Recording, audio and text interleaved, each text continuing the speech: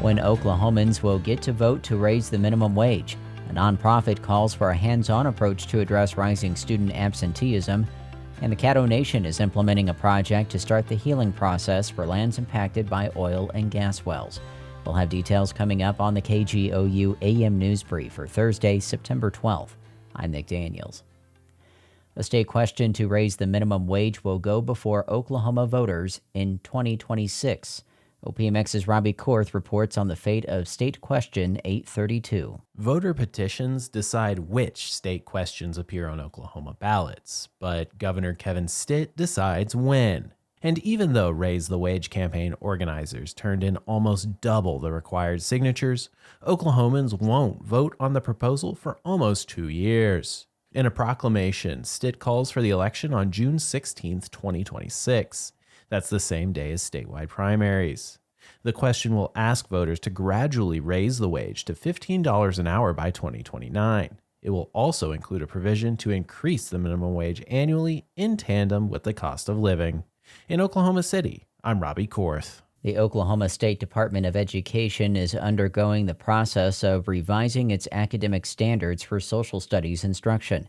State Impact's Beth Wallace reports on concerns from a Tuesday meeting of committee members reviewing the standards. Oklahoma City news station Fox 25 received a tip the meeting was taking place at UCO, and the reporting crew was not allowed in. The state attorney general's office says the meeting was not subject to the Open Meeting Act. Committee members, who are teachers, told reporter Tom Ferguson they were required to sign a non-disclosure agreement and were not allowed to take any documents. When they walked into that meeting yesterday, we were told that they were expecting this to be a final review of what they've been working on, and then were, as they say, blindsided by this whole new draft set of standards. And so it's quite surprising for them. One said, quote, "I want to throw up." A member told Fox 25 the new standards were conservative aligned. An OSDE spokesperson did not answer specific questions, but said State Superintendent Ryan Walters is delivering standards, quote, "free of woke indoctrination," and the meeting was a step in an ongoing process to be completed in the coming months. For State Impact, I'm Beth Wallace. The Oklahoma Appleseed Center for Law and Justice argues Oklahoma schools need to change the way they deal with repeated student absences.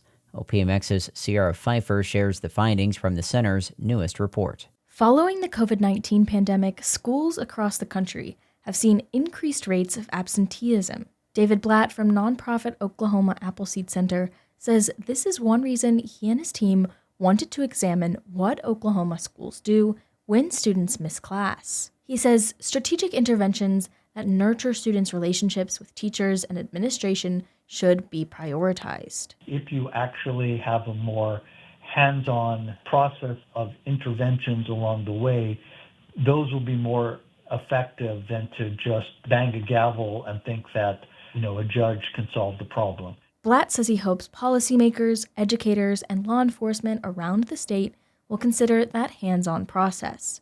I'm Sierra Pfeiffer. The Caddo Nation is implementing a multi-year project to start the healing process for its lands impacted by oil and gas wells. We get details from OPMX's Sarah Lisi. Abandoned oil and gas wells have the potential to contaminate drinking water and emit toxic methane into the air, causing risks to communities. But a $3.7 million award from the Department of Interior is helping the Caddo Nation remediate the land. Zachary Keelan is the vice chairman of the Caddo Nation Economic Development Authority and a tribal member. He explains that his nation's strategy for tackling this issue is unique. We will actually be the service provider of performing the plugging and the capping and the remediation. Keelan says this service will extend to other tribal communities and states, but the first step is assessing areas for unidentified orphan wells. Then they can begin healing. I'm Sarah Lisi. Read more news at our website, kgou.org, and follow the KGOU PM NewsBrief podcast. The candidates for November are set. I know Donald Trump's type. Between now and Election Day, we are not going back. A campaign season unfolding faster. Kamala Harris is not getting a promotion than any in recent history. Make America great again. Follow it all with new episodes every weekday on the NPR Politics Podcast.